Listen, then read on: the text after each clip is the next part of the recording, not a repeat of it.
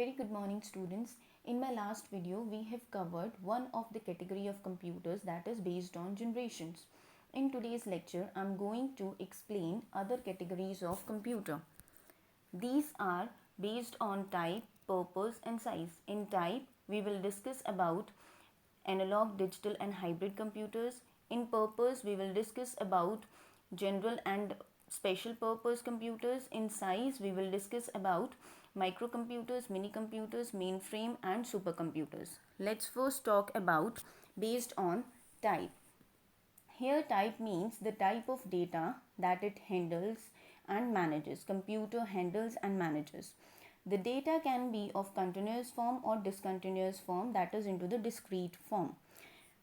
Now these are of three types: analog computers, digital and hybrid computers.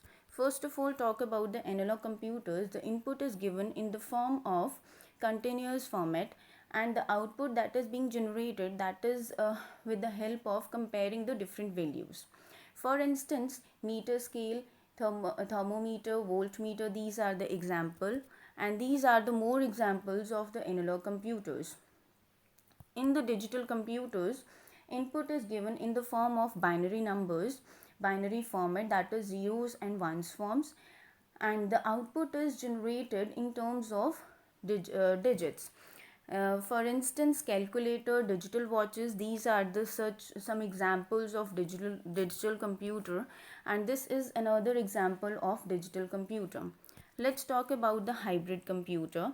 Hybrid computer comprises the characteristics of both of the analog and digital computers. Output can be either generated by comparing the values or just onto the screen. The values are being seen onto the screen. Now this is an example of hybrid computer. The diagnostic machine, this is an example of hybrid computer. Let's move on to the another type, that is based on the purpose. The purpose means that the type of job they are performing, means what kind of operation the computer can do, either designed for single task or particular task, or they are designed for all general kinds of tasks. These are of two types: general purpose computers and special purpose computers. Now first of all, let's talk about the general purpose computers. These are designed to perform almost all kinds of general tasks, have huge storage capacity to store instructions for other tasks also. They can manage many of the tasks at a time, at a particular time.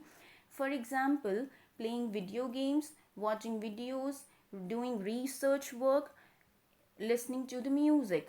Now let's move on to the special purpose computers. These are known as the dedicated computers. These are mainly designed to perform specific tasks only. Instructions of respective tasks are stored in their memory permanently.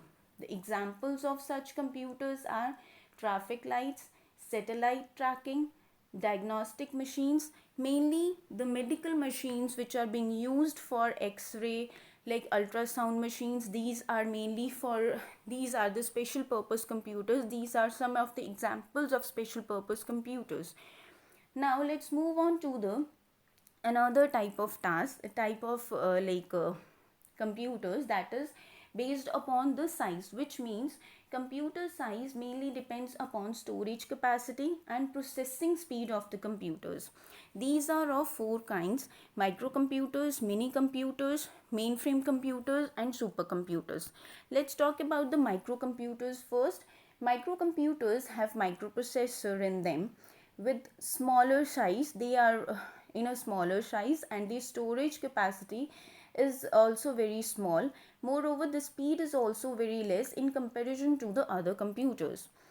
Now moving on to the mini computers, these are also the smaller version. These are called as the smaller version of mainframe computers, but they are bigger than that of the microcomputers in size.